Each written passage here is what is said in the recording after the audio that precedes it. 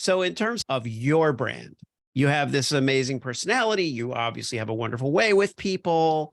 Where does that factor in your own promotion of your business or your services? This is a good question. Yeah, I never felt like it was like a formal brand, but everyone's like, Shaily, you have such great energy. Like even my assistant, like every time I talk to you, it feels so great. And I was like, oh, like, this is lovely. I love that it makes you happy. Yeah. Part of me is like going to like a slightly emotional place. Like as a kid, I didn't have a lot of friends. A lot of people thought I was weird. I was always bigger than everybody else. Martians landed. Yes. Wearing Prada suits. Yes. Drinking Henry's seltzer. Yes. Chewing juicy fruit. Yes, and? Your branding here. Yes, brand. Your message here. Yes, and? A verse about. Yes. Your product here. Yes. I'm Hersh Rephun. Yes, and? I'm a message therapist. Yes. And I have a podcast. Yes, brand. That's right, that's it. Yes. We'll help you fix the world. Yes. Or your bottom line. All right. Your bottom line. Get it. I get it. Welcome to the Yes Brand Podcast. Yes. In the hot seat on Yes Brand today is Shaily Hakimian. Shaily is social media. I was going to say, oh, she works in social media. She started doing it in high school. She's done training in that. She's also has a degree in certification in elementary education, Indiana University. So Midwest, go Midwest. I'm sitting here trying to sitting here in Iowa. But we are going to get into all of these aspects of the Shaily Hakimian brand. Does that sound exciting, Shaily? Absolutely. I am so thrilled to be here. This is going to be a lot of fun. And I think working together, we're going to blow some people's minds today. We're going to blow some minds today. Before the show, we were talking a little bit about how what we do, each of us does with clients is a little bit like therapy, but we're reluctant to use that word because we're not licensed. Nope. Now, I've practiced message therapy unofficially for 30 years. And no one's ever, taken umbrage at my using the word other than to say, well, the implication when you say you're a therapist is that something's wrong with them. And I was like, oh my gosh, are you kidding? That's the biggest problem we have today is that people think that therapy means there's something wrong with you. Nope. So right. Highly recommend. Real therapy. Okay. So let's do this. So now you don't brand yourself as the MySpace lady, but you do have some interest in social, does date back to MySpace, which is funny because I thought MySpace was in the 1800s. It wasn't, apparently. 2000. It was not. It was because you're younger than I am. You're far younger than I am. Almost 32. Yeah, you're just a little bit older than my oldest child. Oh my goodness. So there you go. But okay, this is about you. Let me know a little bit about, you can start with MySpace or you can start with another space, but it's whichever you want. Oh my gosh. Well, look, you say it's about me. It's about people who are listening to this getting nuggets of goodness. That's what you do with everyone. And I think that's amazing. That's so generous of you. What I will say is that MySpace is where I made my first like real life friends. And so I found them in a nerdy community of people who liked what I liked, which was Big Brother and Survivor, reality competition shows. Right. And there was a subset of us that needed our own little hub to like geek out together. And so I was like, oh, why don't I just make my own MySpace group and it'll be a hub for this niche within the niche. And I ran it. I even had competitors and I didn't think much of it, but I featured people every week. I engaged people. I put topics up. And like, this is before social media was like really like a coined term. So I didn't think much of it till applying for a job. I don't know if you've ever heard of Eli Talks. We do Jewish TED Talks. Funny. And it was like a dream of mine to do something TEDx related because at that time, 2013-ish, it was still pretty hot. And I was like, ooh, I want to do this. So I applied for this position and I said, hey, they said they wanted to know, have you managed online communities before? And I was like, that's something that I would love to do. I love community building, but I was like, just out of college. I was like, have I done this before? And then it hit me that MySpace was me doing community management before it was really a big thing. So one thing led to another. I freelanced a lot in the Jewish community. And then eventually I was like, I want to serve business owners because I'm from a very... Can I stop you for a second, Yeah, Shaily? So you were a freelance Jew? What a does freelance that mean? Jew. I love that. Because I've tried to sell this for 50 years. There's nobody who even wanted it for a week. So I don't know what the freelance... How you sell it. Jew... Yeah. It's how you sell it. I do like the thing that, what was the Eli Talks it was called? Eli Talks. Yeah, there was like a Jewish TED Talks thing. You can go on YouTube and you can find their videos. They're like fully produced. They look like, Oh, wow. yeah. And I had been obsessed with TEDx events at that point. So I was like, I even wrote, so this is the funny thing. I wrote in my diary like 2 years earlier that I wish I could do something TED Talk like, but for the Jewish community. I had no idea it even existed. And here I was getting this position, social media in the Jewish community. I was like, cool. And then that I was the freelance Jew. I was teaching like Hebrew school, subbing at Jewish day schools, and all that kind of stuff. But I wanted to get into the business world. And so I shifted away. And it's funny because now I'm getting pulled back into like working for like Jewish related clients, which is so funny. Yeah. So, but like, eventually like I was like, oh, I want to do social media for people. And one of the first person ever hired me to teach them social media, she like came up to me and she's like, oh, can I just like pay you to show me Instagram? And I didn't know that would change my life, because from then on, my work started going less and less and less to social media management, community management, to really guiding people and helping them feel empowered about talking about themselves, who they are, in a way that like works for them and their people. People have been using the word authentic. And I was like, great. Oh, yeah. Yes. And it's been really fun ever since. So now I get to empower business owners to stay top of mind with the people that matter most to their business. And people often neglect that, right? So sometimes it's on LinkedIn, sometimes it's on text. But that's where it leads me to today. I get to empower people to talk and be knowledgeable and be brilliant and help others, just like you're doing your show. I love it. Thank you. Thank you for saying that. I love that. And, the thing is that we have, we come up in the business world with a bunch of boxes that we can choose from. We can choose from a bunch of different jobs, and we can choose from titles, and we can say we want to be a senior vice president of this, or we want to be in traffic. I want to be in communications. I want to be in the arts, whatever it is. Yeah. And this is some kind of, construct that was created to keep people focused and keep them from going insane. And because there are those of us that like to organize things and build things in a row and put them, stack all the coins neatly, one next to the other. But that doesn't suit necessarily who we are.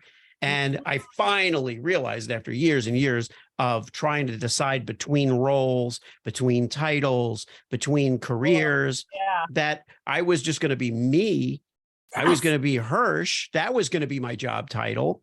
Yeah. And I think when I met you, Shaily, I thought the same thing. Not that you should be Hersh, because I thought that I pretty much covered it. But that as Shaily, you were developing a persona of your own, and you might do any number of things with it, so it's but distilling it down to, I help people be themselves, communicate, and manage communities and be in a community. The whole social thing has so much going for it, but there's also so much bullshit in it. Like there's also so much manipulation and exploitation. What's your take on all of that, the rap that social media gets, and whether it's rightly so, you can say?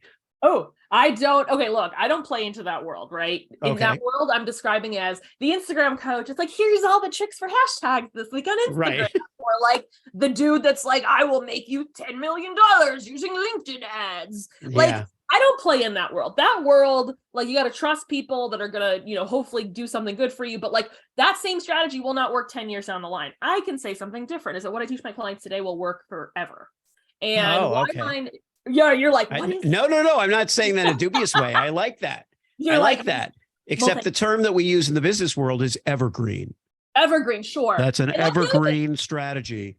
I chuck out all the marketing words and all the links. My clients they don't want to be marketers. They want to be whoever they are. So why I say it's sustainable forever is because what I teach my clients, and what really has guaranteed success for them, if they trust their network, is their people. They're using their people. They're not relying on someone to bring unicorns from the sky. I always hated that about a lot of online courses, that they say, hey, do this, do this, do this, but they never really tell you how to actually find the people. Right. So my clients know how to find the people. They are connectors, they're networkers, they're established social businesses like realtors or photographers, or I've got rabbi turned sleep consultant. There's somebody who's got a network. A rabbi turned sleep consultant. I know. That's comedy gold, Shaily, right there. Because you say to the rabbi, so rabbi, you're a sleep consultant. How does it work? And he says, well, basically I speak for 20 minutes. After that, they're out. Right. finished. They're out. I should And tell it's them. like, well, how long? Yeah, but how long do they stay asleep? Till I finish. That's if you've spent enough time, as much time as I have in synagogues listening to sermons, then you can relate to that.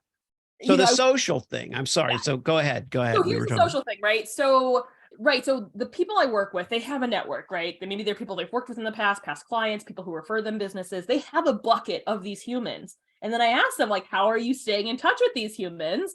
And they give me the right.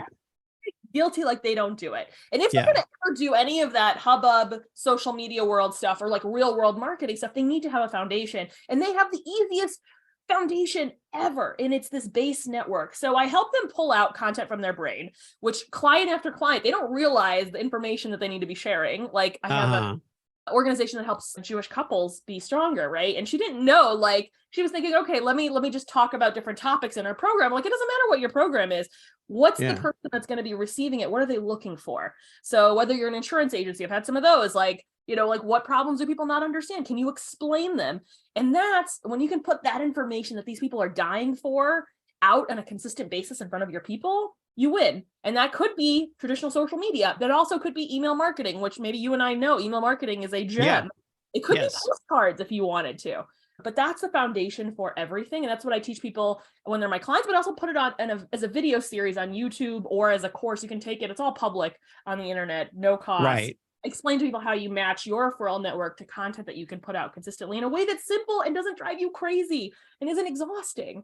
That's the base for everything. And it isn't based on tricks or hacks. No. That's the idea of like I can guarantee you one way. I'm probably the only person who can guarantee that you will get $10 million in sales on Instagram. And all you have to do is buy $10 million of your own merchandise. Honestly, what's happened in some, and I'm a niche down PR guy. So I worked in a very narrow field, but what I have seen it in large part is a lot of pay to play publications. So Forbes that people don't even realize Forbes is very pay to play these days. Where they've decided that for a certain sector, for a certain kind of news or straight across the board, they're just going to make you pay for it. And in a way they feel like, well, that's better. That's better for you. It's better for us. We get paid. We don't care about your news anyway. And we get paid and you get to put it up there and then our audience sees it. But the problem is what's going to happen in 5 years is that magazine's stature is going to shrink. Exactly. Because they're going to be, they're still going to do some their own editorial and whatever, but they're going to be there to survive. I get it. They're selling what they call advertorial space, or they're One of the things I say is that like a lot of younger folks, like Gen Z people, like I don't know if they understand that part in the same way that traditional folks do. So it's kind of like there's two worlds. Like the Gen Z gets like, oh, how do you use social media? Be fun and put the dance on the internet. Right. But like they don't know like how to make deep bonds with your audience because they're just like, oh, here's numbers. But the folks who are seasoned, who've been in their field for a long time, like they get the relationship part. So when you can bridge those two worlds together, that's what happens. Because the young kids don't know how to have businesses. They're clueless. But these people know how to have businesses. They don't know how to, maximize it on the internet. So this is the magic spot. This is a very magical area, Shaily, that you hit on, because to go back to your authenticity, comment, people will tell us, we will read in the magazines, Gen Z craves authenticity. They want to have an authentic relationship with a brand, right? And then, so a person who's been in business a long time and is used to a more transactional thing or customer loyalty that's more unwavering, it doesn't require as much investment of relationship building, as long as you deliver the same product, the same customers will always buy it, but now we have these generational merging that you're talking about, which I love, which is that everybody has something to offer in the customer brand conversation, right? Everybody has a relationship building aspect to what they're doing if they want to thrive, if they want to keep going. Sustainable. That's the thing that's sustainable. And that's why I say that's the only thing that I can guarantee will work, is that if you can build that foundation that, can take you from the beginning to I don't know, there's some big brands who are really good at this stuff. Yeah. that you feel like you're connected with, like, different, like my website company, they used to talk to me and they used to make me feel cared about, or like I applied for this program the other day and they called me to be like, yeah, no, this program isn't the right fit and it's okay. Like it was a trip that I'm trying to get on and I didn't win the spot, but like they called me and you I'm were like, so wrong for this that I wanted to call you personally. oh, well, they wanted to be nice, right? Like that's no, I'm kidding, but that's great. So, yeah. And like, what's the other one I saw the other day? I just actually liked on this. My friend's sister, she posted something about how a couple brands were having an opt-out button for Mother's Day, so they wouldn't get Mother's Day ads if that was something that was like going to make you emotionally traumatized. And I was like, so they're massive brands, but that's the kind of relational feeling that if you have that and you can maintain that, you're going to feel great. And I know this from my email marketing tool has recently broken my heart. They charged me more and took away benefits without actually talking to me. And they used to be the company that would keep most in touch with me. They would send me gifts. They would, you could feel like you were talking to them all the time. And so to see that happen broke my heart a little bit, right? And it's possible at any scale, but that's the stuff that really keeps people going through whatever the iteration of the company is. And so I say start with that, and you can always go to the other tactics later, but you have to have a foundation. All it really does is, I totally support technology. I'm a very big proponent of all kinds of technology, AI included for the right purposes. If people have listened to the show, they know that I'm not an opponent of, AI in any way. I just think we have to look at all these tools in front of us and think, how do they make our lives better? That's it. How does it make our life better? How does it make our relationships better? How does it further our goals? And that's all that customer loyalty and trust is about. It's not so mysterious. What are your thoughts on brand voice? When you talk to these, that's a big thing that I work on. When you have clients and they maybe don't know how to communicate, like, they have these stories and you have to extract them from them. But what do you come up with against clients that don't really know how to talk about their brand, or don't really, aren't really breaking through? Like, what's the story there? So here's what I'll say. There's maybe this is controversial to you, but I tell a lot of my people, don't worry about brand, which is maybe offensive to brand people, because I'm like, well, it shouldn't be offensive. That's silly. But I'm like, some of the people, I don't want them to get too sucked into brand when they're not ready to go into like more thoughtful branding. So I don't talk about brand voice or anything like that. But the clients that I work with, they have the brand, they kind of have an unofficial brand voice, but they haven't validated that as that. And I don't even call it that. But this is the same voice they use. Like my food photographer client right now, she talks about how she's bubbly when she goes to networking events with like all these big food companies. And that's like part of her brand. And she doesn't know how to like be herself when she puts out, let's say, an email. So that's part of the mindset stuff that I'm doing with her, a little bit of like, it doesn't have to be reveal your mental health status. It could be, it doesn't have to be as deep as that, but it can be, oh, I really love this restaurant. It's my favorite thing. Or, oh, I'm like cheesy and I'll use the word superhero cape, like so silly, or I'll talk about that I don't like pork rinds, like something silly like that. It doesn't have to be your deep, dark secret. So it's helping them realize that you don't, like, what they think is being personal on the internet isn't as deep as they think they have to go.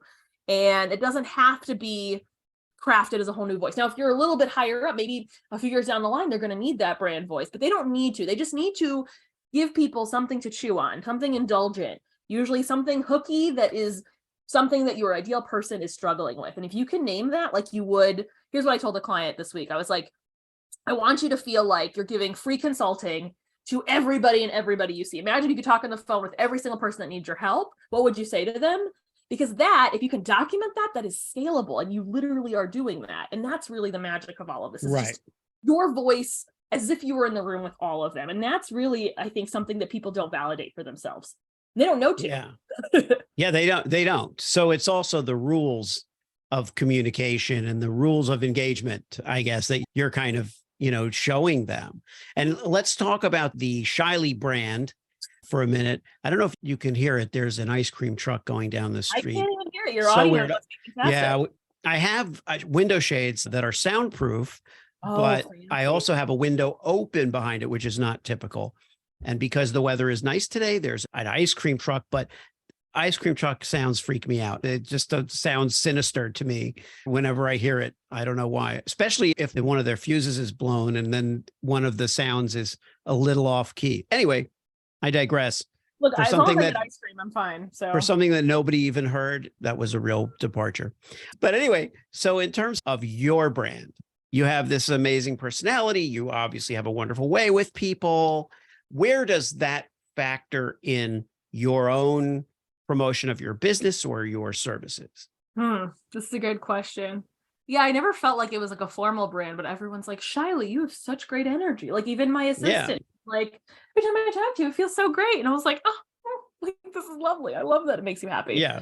Part of me is like going to like a slightly emotional place. Like as a kid, I didn't have a lot of friends. A lot of people thought I was weird. I was always bigger than everybody else. I had some disabilities that made me kind of stand out in a weird way. So making friends was really, really hard. And I realized when people see me doing something, this is in real life, right? This is not the internet. When people saw me like put on a comedy festival in college and they were blown away, or saw me do magic at the Chicago Magic Lounge and they were like, wow, that was such a great presentation of magic or whatever. And like people see it, they're like, oh, wow, that person's good. And that was the only way that I could get doors opened for me, is that people had to see me blow their minds, because otherwise people didn't expect much of me. Oh, okay. Yeah. So the last 4 years, I always say be consistent, because you don't want to like end your show mid-season and be like, what happened? So I've been posting on LinkedIn for 4 years consistently, I think.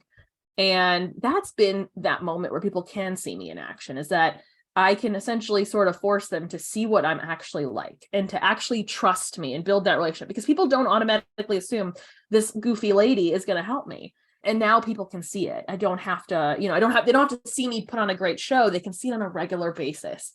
And I always say, be unforgettable to your network. And I am pretty much unforgettable, because I know that whether they like it or comment on it, they're seeing my stuff, because most people in my network do not post as much as I do. And I get to build that relationship with them, and they get to judge for themselves. And then I don't chase anybody. That means that people get to come to me. And that's how I've always done it, because if I have to convince someone to like me, like it doesn't work out. But it's like, you know what? You can choose for yourself. The same way that you got to choose if you wanted to have me on the show today too. Right. It lets it speak for itself. Yeah. I mean, that's very true.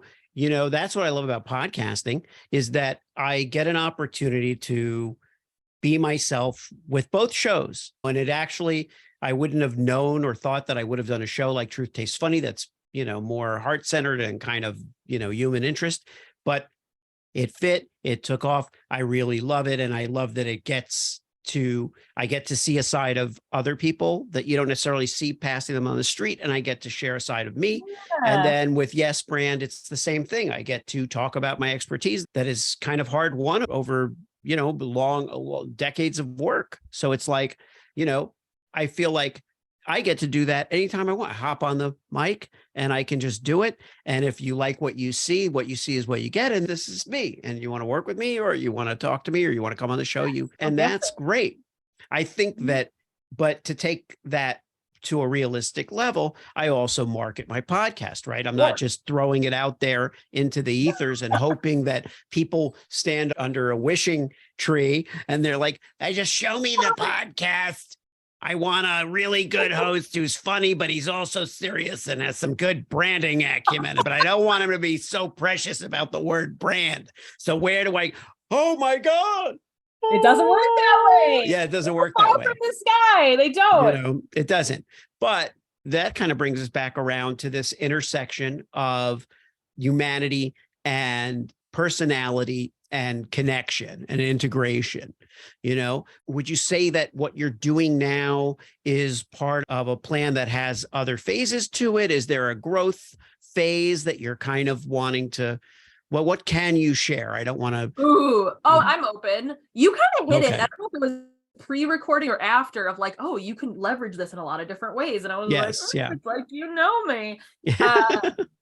Here's what I'll tell you, full transparency, right? When I graduated college, I was like, I need to pay the bills. I need money. I need to figure this out. And I was like, wait, well, social media, people are paying for that. I can get dollars from that and figure out what the heck I want to do next. Because my whole thing was have something that gets me money so that I can have time to go play around and do all the other stuff that I like. And that was always the plan. And look, it took me a lot longer to make myself as more financially stable. But I'm really proud of that, because I tell my friends, ask me, how do you become a business owner? I'm like, you started 7 years ago and you hustle and until it works out and suffer and be broke for a long time. But so I think of my early years of like me trying to figure that out. I knew social media would pay the bills, but I also knew that I wanted to do something bigger, but I didn't know what that was because like you, we talked about this earlier, like I had all these other interests. Like I'm doing good in the Jewish community. At one point I want to be a matchmaker. You know, I like hosting dinners. I like hosting Shabbat dinners, like all of this stuff. And I wanted to do all of it. So I was like, how can I build a flexible schedule while also paying the bills? And so as a Sherpa is even more stronger, your social media Sherpa, I have an opportunity to do this personal brand and kind of guide it. So I've been trying to infuse more personal stuff into my LinkedIn content, just like I would tell my clients in like a healthy way to maybe build something in the future. Like, do I want to be a motivational speaker? I don't know. Those have a weird reputation. Do I like facilitating discussions? Yes, I have a passion project called Friending Our Foes, and it gets people to debate. Oh, I like that. While learning from different perspectives. Yeah, you like that, right? So I love that as a passion project, but I knew immediately that that was going to be really, really hard to make money off of. So I have room in my life to build those things out and to let them have their moment while still making sure that I'm financially viable. So we will see where that goes. There's in my YouTube channel, there's a whole bunch of different collections. There's collections of non-social media related inspirational content, and that could lead to something bigger. So we will see. I don't know if it's a classic speaker route or something else, but I know that, like I said earlier, the more people see me and they build trust with me, the more that they can even imagine what to pull me in from. It's like I got hired to do a speech for women who were trying to get into security field for young women, talking about LinkedIn and empowerment. I was like, great, I'm there for that. So I do have examples of other things I do, and me just showing up and being myself, I know will open those doors in the right time. It gives me room to dream. That's beautifully said. Beautifully said. You know, never shared it like that before. So yeah, I like that. I like that so much. I did want to say that the friending your foes thing is awesome. Yeah. Awesome. So I know it's obviously not a moneymaker, but like you said, but what are you doing with it? Are you doing something?